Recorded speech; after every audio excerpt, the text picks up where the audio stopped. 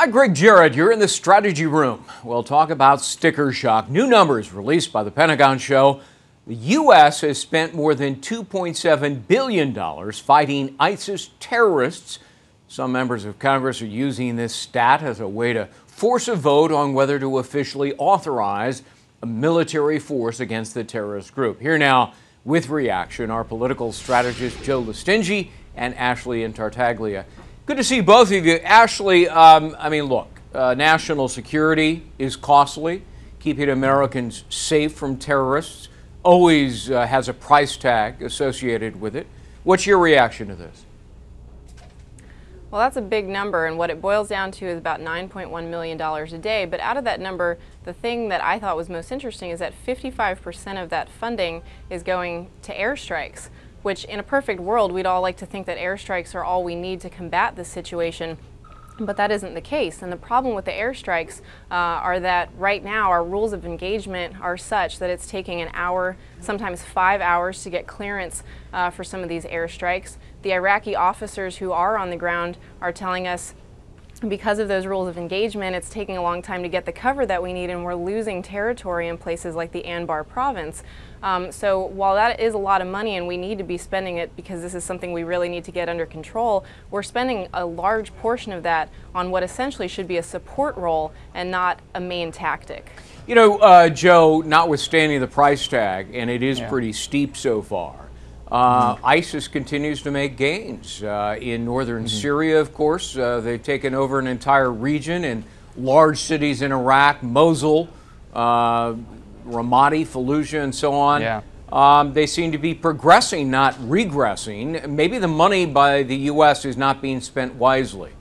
Well, I mean, there's an ebb and flow in this battle. They take a city and then they'll lose a city, and then you'll have the Turks get involved, or you have the Syrian rebels get involved, and they'll push them back. And there's a big ebb and flow. I mean, it's an ugly area to be in right now. And the price tag is what the price tag is. Fighting wars costs a lot of money. If you remember, the Iraq war was estimated to be $1.7 trillion. In fact, it was estimated for a 2-year time frame to cost over $100 billion.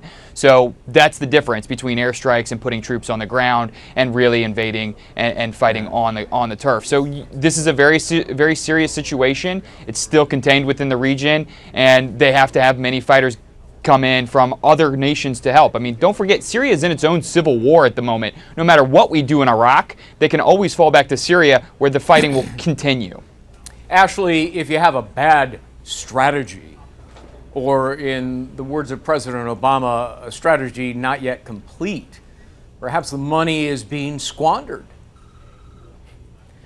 Well, look, when you give your playbook to your opponent, you lose the element of surprise and your best chance at winning. And that's essentially what we're doing with these ridiculous rules of engagement and throwing so much money into these airstrikes. And what we're seeing is that ISIS is taking advantage of all of that. They're setting up shop in heavily populated civilian areas with women and kids. They're taking advantage of keeping prisoners in the facilities that they occupy because they know that we're not going to bomb them. So what we really need is a president who's willing and strong enough to rally our allies around the world for a strategic and coordinated ground effort in coordination with the airstrikes to really get this under control. You know, just today we learned, and Fox News has been reporting, that federal prosecutors and the FBI have made an arrest of a New York City man, Islamic man, who was plotting attacks and is now being charged with conspiracy to aid terrorists. So, I mean, every day some event underscores the necessity of what we're doing there, don't you think, Joe?